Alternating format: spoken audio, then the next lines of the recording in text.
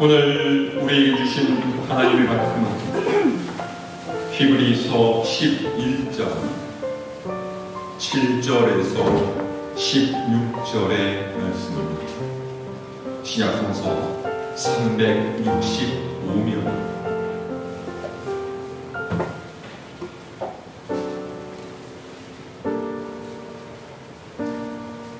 공독하겠습니다. 믿음으로 노아는 아직 보이지 않는 일에 경고하심을 받아 경외함으로 방주를 준비하여 그 집을 구원하였으니 이로 말미암아 세상을 정죄하고 믿음을 따르는 의의 상속자가 되었느니라. 믿음으로 아브라함은 부르심을 받았을 때 순종하여 장래의 유업으로 받을 땅에 나아갈새 갈 바를 알지 못하고 나아갔으며 믿음으로 그가 이방의 땅에 있는 것 같이 약속의 땅에 거류하여 동일한 약속을 유업으로 함께 받은 이삭 및 야곱과 더불어 장막에 거하였으니 이는 그가 하나님이 계획하시고 지으실 터가 있는 성을 알았음이라. 믿음으로 사라 자신도 나이가 많아 단상하였으나 잉태할 수 있는 힘을 얻었으니 이는 약속하신 이를 미쁘신 줄 알았습니다. 이러므로 죽은 자와 같은 한 사람으로 말미암아 하늘의 거대한 별과 또 해변의 무수한 모래와 같이 많은 후손이 생육하였느니라. 이 사람들은 다 믿음을 따라 죽었으며 약속을 받지 못하였으되 그것들을 멀리서 보고 환영하며 또 땅에서는 외국인과 나그네임을 증언하였으니 그들이 이같이 말하는 것은 자기들이 본향 찾는 자임을 나타내미라. 그들이 나온 바 본향을 생각하였더라면 돌아갈 기회가 있었으려니와 그들이 이제는 더 나은 본향을 사모하니 곧 하늘에 있는 것이라. 이러므로 하나님이 그들의 하나님이라 일컬음 받으심을 부끄러워하지 아니하시고 그들을 위하여 한 성을 예비하셨느니라. 아멘. 할렐루야. 오늘은 설 명절 주일입니다. 떡국 맛있게 드시고 오셨습니까? 정말이세요? 나만 못 먹었나? 반가운 가족들 얼굴도 보셨습니까? 네. 저도 어제 처가에 다녀왔고요. 오늘은 본가에 갑니다. 그동안 우리를 힘겹게 했던 코로나19 바이러스도 이제는 좀 어느 정도 가라앉아서 뉴스에서는 고향을 찾는 이들이 예년보다 훨씬 더 많아질 것으로 예상을 하고 있습니다. 연휴 기간에 눈이 온다라는 소식도 있고요. 또 고속도로가 막힐 걸 생각을 하니까 가는 길이 벌써부터 좀 걱정이 되기는 하는데 그래도 조심해서 잘 다녀오려고 합니다. 아시는 분은 아시겠지만 저희 부모님은 강화도에 계십니다. 강화도가 저희 고향은 아니에요. 제 고향은 서울이지만 저희 아버지께서 정년 은퇴를 하시고 난 다음에 강화도에 살 곳을 구하셨기 때문에 본의 아니게 제가 약 10년 정도 명절 때마다 강화도를 오가고 있습니다. 고향이 아니니까요. 명절 때 강화 읍내를 이렇게 지나가다 보면 고향 방문을 환영합니다 라고 하는 플랜카드가 붙어져 있어요. 근데 사실 그걸 봐도 썩 감흥이 오진 않습니다. 왜냐하면 제 고향이 아니니까요. 근데 저만 그렇지 아마도 나고 자란 고향을 찾아오시는 분들은 감회가 남다를 것 같습니다. 비록 지금은 타지에서 지내고 있을지라도 또 도시 개발로 해서 많은 것들이 변했을지라도 언제나 마음속에 옛 기억과 풍경들이 살아나는 보이는 곳곳만 또 마주치는 얼굴들마다 반가움으로 환하게 웃을 수 있는 그곳이 고향 아니겠습니까?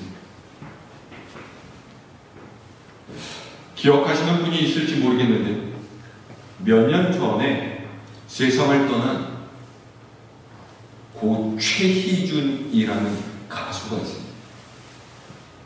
이분의 최대 히트곡은 하숙생이라는 제목의 노래예요. 아십니까? 여러분이 익히 아실 만한 가사 1절이 이렇죠. 인생은 나그네 길. 어디서 왔다 어디로 가는가. 구름이 흘러가도 정처 없이 떠돌다 가는 길. 정일랑 두지 말자. 미련일랑 두지 말자. 인생은 나그네 길. 구름이 흘러가도 정처 없이 흘러서 간다. 유행가 가사치고는 굉장히 철학적인 내용 아닙니까?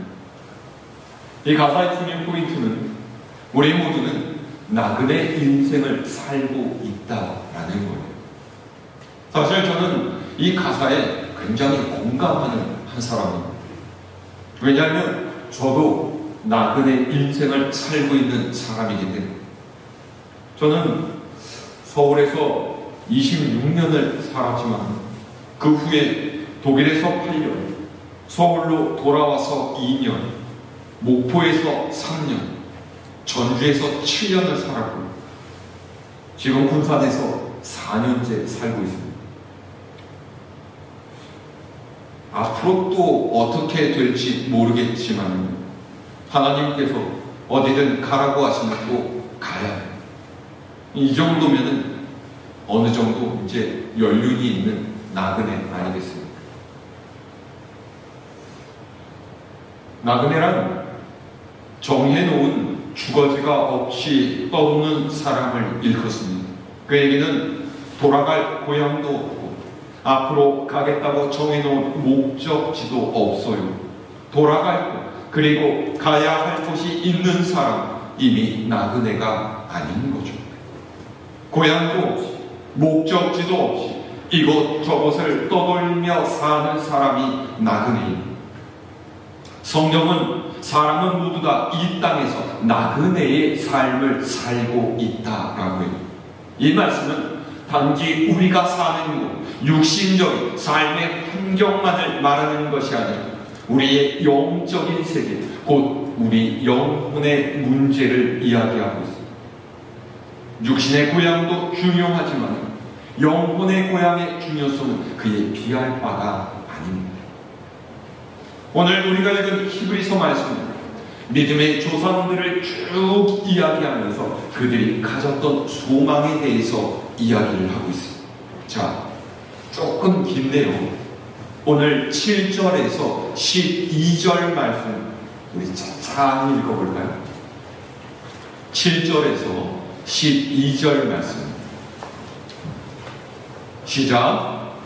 믿음으로 노아는 아직 보이지 않는 일에 경고하심을 받아 경외함으로 방주를 준비하여 그 집을 구원하였으니 이로 말미암아 세상을 정죄하고 믿음을 따르는 의의 상속자가 되었느니라.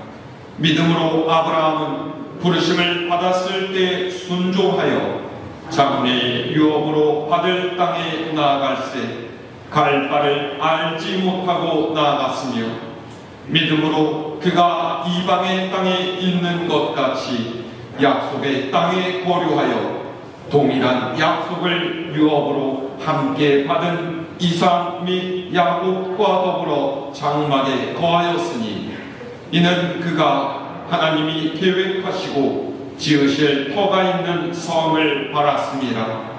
믿음으로 사라 자신도 나이가 많아 단산하였으나 잉태할 수 있는 힘을 얻었으니 이는 약속하신 이를 미쁘신 줄 알았습니다. 이러므로 죽은 자와 같은 한 사람으로 말미암아 하늘의 허다한 별과 또 해변의 무수한 모래와 같이 많은 후손이 생육하였느니라. 아멘.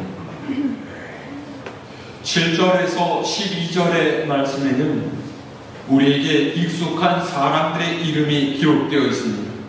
하나님의 말씀에 순종해서 오랜 시간 산 위에서 배를 만들었던 노아, 하나님의 약속을 따라 고향을 떠나서 가나안으로 향해 갔던 아브라함, 하나님의 신실하심을 믿고 후사를 주실 것을 기대했던 사라가 그들입니다.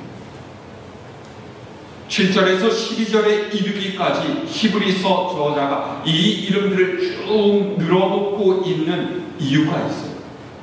이들은 사는 시대가 달랐고 환경이 달랐고 삶의 모양은 달랐을지라도 하나의 공통점을 갖고 있었다라는 거죠. 그 공통점이 무엇일까? 자, 그 아래 13절에서 14절 말씀 읽어볼까요? 시작.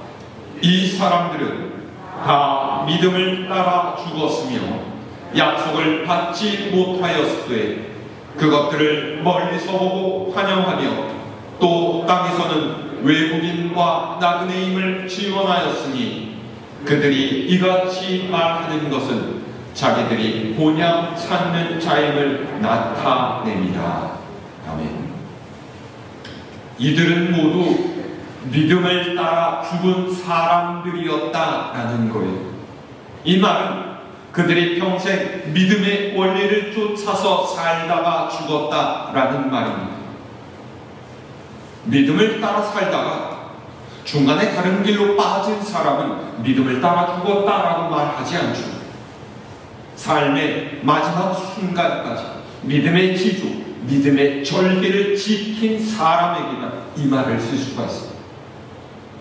그러니까 믿음을 따라 죽었다라는 말은요, 평생 믿었다라는 의미도 있지만 세상의 다른 것에 눈 돌리지 않고 믿음만을 붙든 순교자적인 삶을 살았다라는 의미입니다.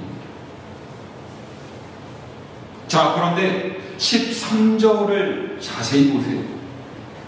믿음을 따라 죽은 인생에서 가장 어려운 점은 약속을 받지 못했지만은 그것을 멀리서 보고 환영하는 삶을 살았다라는 거예요. 여기서 약속을 받지 못했다라는 말은 그가 살아있는 동안 하나님께서 그에게 하신 약속이 이루어지는 것을 보지 못했다라는 거예요. 물론 살아있는 동안에 약속의 성취를 경험하고 하나님께 감사한 사람도 있었지만 대부분의 경우는요, 그 약속이 이루어지는 것을 보지 못했어요. 대표적인 사람이 바로 아브라함. 하나님께서는 아브라함에게 약속을 해주셨죠. 네게서 난 자가 큰 민족을 이루어서 네 후손이 하늘의 별과 같이 바닷가의 모래처럼 번성해서 많아질 것이다. 그게 아브라함에게 주신 하나님의 약속이었습니다. 그런데 아브라함은 사는 동안 그의 후손으로 본부인 사라에게서 얻은 이삭, 그리고 여종 하갈에게서 이스마엘 하나밖에 보지 못했습니다. 이스라엘 백성이 불어나서 큰 민족이 된 것은요, 아브라함 사후 몇백 년이나 지난 이후에 이루어진 일이에요. 그런데 그럼에도 불구하고 이들은 하나님께서 하신 약속이 이루어질 거라고 믿어 그 약속을 믿는 믿음 가운데 살다가 죽었다라는 거예요. 오늘 말씀 위로 쭉 올라가서요, 히브리서 11장 1절이 뭐라고 되어 있는지 여러분 아시죠? 믿음은 바라는 것들의 실상, 보지 못하는 것들의 증거라. 그러니까 믿음의 조상들은 이루어지지 않은 약속이었지만 어쨌든 결국 이루어질 것으로 믿고 살다가 죽었다라는 거예요. 어째서요? 그 약속을 하신 분이 하나님이시고, 하나님께서 약속하신 이상 이 약속은 반드시 이루어진다. 지금은 아닐지라도 하나님께서 가장 알맞다고 생각하시는데 하나님께서 그분의 약속을 반드시 실현시키신다. 그렇게 믿고 죽었다. 이것이 진짜 믿음. 그러면서 히브리서 저자는 이 사람들, 즉 믿음을 따라 살다가 죽었던 사람들이 바라고 소망했던 다른 것들에 대해서 이야기하고 있습니다. 자, 15절에서 16절 말씀 읽어볼까요? 시작. 그들이 나온 바 본향을 생각하였더라면 돌아갈 기회가 있었으려니와 그들이 이제는 더 나은 본향을 사모하니 곧 하늘에 있는 것이라. 이러므로 하나님이 그들의 하나님이라 일컬음 받으심을 부끄러워하지 아니하시고 그들을 위하여 한 성을 예비하셨느니라. 이들이 나온 바 본향을 생각했다라면 돌아갈 수 있었을 거라고 해요. 나온 바 본향이라는 말은 그들이 떠나왔던 고향을 의미합니다. 이전에 발붙이고 살았던 곳이 자신에게 익숙한 곳이에요. 그런데 그들은 고향으로 돌아가지 않고 타향에서 스스로를 외국인과 나그네라고 자처하면서 살았다라는 거죠. 왜요? 고향이 좋지 않습니까? 수구초심이라는 한자 성어도 있으니 여우도 죽을 때는 제가 살던 굴을 향해서 머리를 돌리고 죽는다라는 것. 언제 이루어질지도 모르는 하나님의 약속을 바라보면서 고생 가운데 살기보다는 고향으로 돌아가서 평안하게 사는 것이 낫지 않았을까요? 근데 이 사람들 돌아가지 않았다라는 거예요. 왜 돌아가지 않았어요?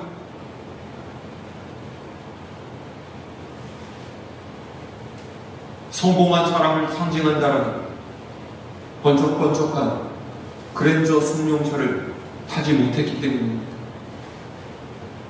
동네 사람들 보란듯이 부모님께 한우 선물 세트, 홍삼 선물 세트 이런 것들 양손에 들고 가지 못하기 때문입니다. 16절의 말씀입니다. 그들이 더 나은 본향을 사모했기 때문이라. 그들의 삶이 먹고 살만해서 타향에서의 생활이 그리 나쁘지 않아서 더 나은 환경에서 살 수 있기 때문에 고향으로 돌아가지 않은 것이 아니에요. 하늘에 있는 분, 천국을 바라는 열망이 그들이 현실에서 당하는 고단하고 피곤한 삶을 이길 수 있도록 해주었다라는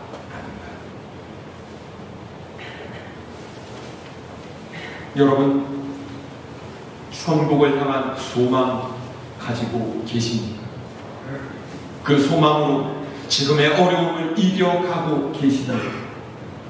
그리스도인의 가장 큰 소망은 이 땅에서 잘 먹고 잘 사는 것이 아니에요. 오늘의 그리스도인 중에는 이 문제에 관해서 착각하는 사람 많습니다.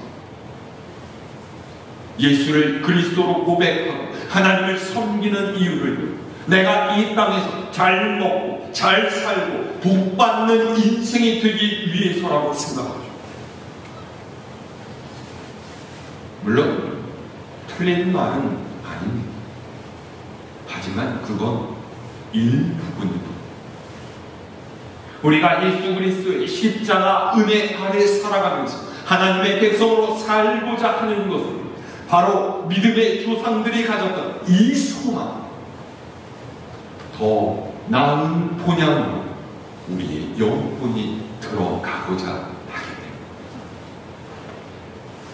때문에 여러분, 우리는 하나님의 품으로 돌아가는 그리스도인의 영적 고향은 하나님의 품입니다. 우리의 육신은 흙에서 왔기 때문에 죽으면 흙으로 돌아가지만 우리의 영혼은 하나님 품에서 왔기 때문에 하나님 품으로 돌아가야 하는 줄 믿습니다. 만약 우리가 하나님께로 돌아가지 못한다면 우리의 영혼이 갈 곳이 어디겠습니까? 사람은 고향을 떠나서 다른 곳에서 살 수 있지만 우리의 영혼이 돌아왔던 곳으로 가지 못한다면 그 영혼이 갈 곳이 어디겠습니까?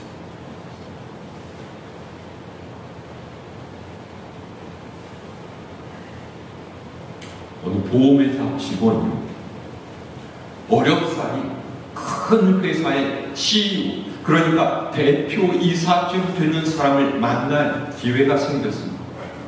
그래서 이 사람이 생각했어요. 만약 이 사람한테 내가 보험 상품을 팔 수 있다면 나는 회사에서 능력 있는 존재라고 평가될 수 있겠지.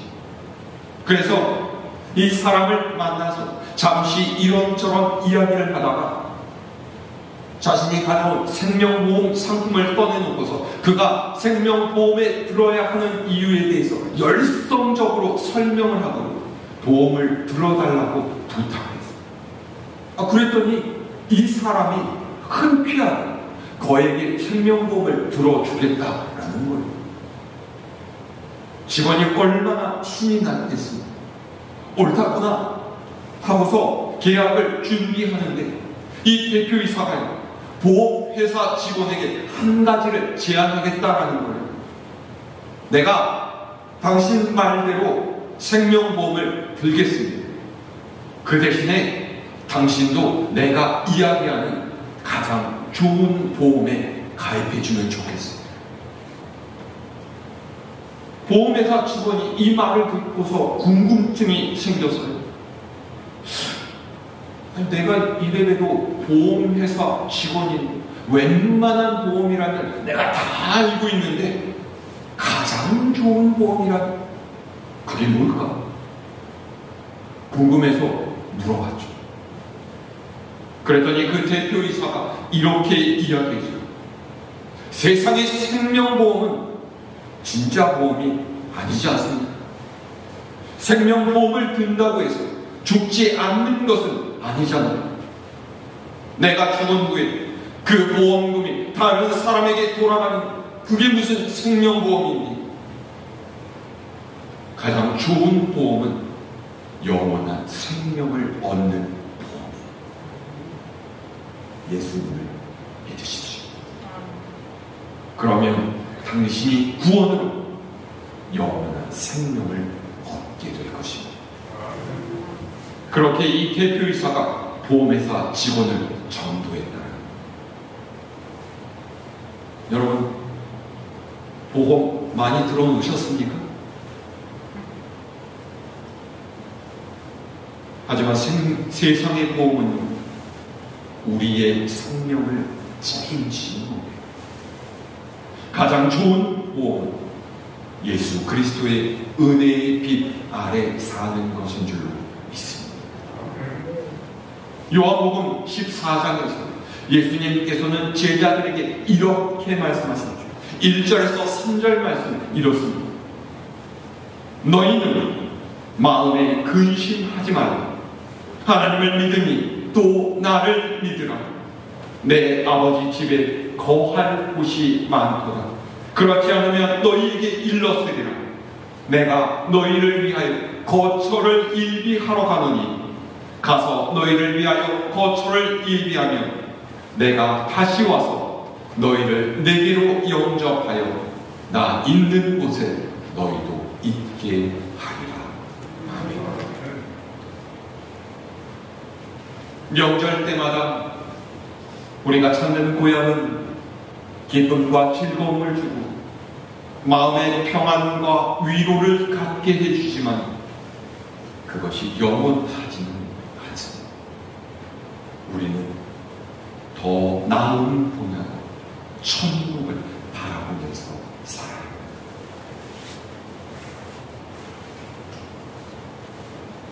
설날을 맞아서 함께 가족들과 정겨운 시간을 보내고 또 행복한 시간을 보내는 여러분들 되실 수 있기를 바랍니다. 새해 목표와 다짐도 이야기해보고 서로를 격려하는 덕담도 나누면서 서로를 축복하는 좋은 시간 보낼 수 있기를 바랍니다. 무엇보다 단순히 육신의 즐거움에 빠져있는 시간이 아니라 하나님께서 우리에게 주신 약속을 우리 가정 안에 단단히 세우는 그런 시간이 될 수 있기를 바랍니다. 주님께서 우리의 길이요 진리 생명 되심을 고백하면서 천국을 바라보는 소망 가운데 믿음의 가정으로 살겠노라 다짐하는 여러분들을 위해 우리 하나님의 사랑과 은혜가 충만하게 임하시기를 주님의 이름으로 축원합니다.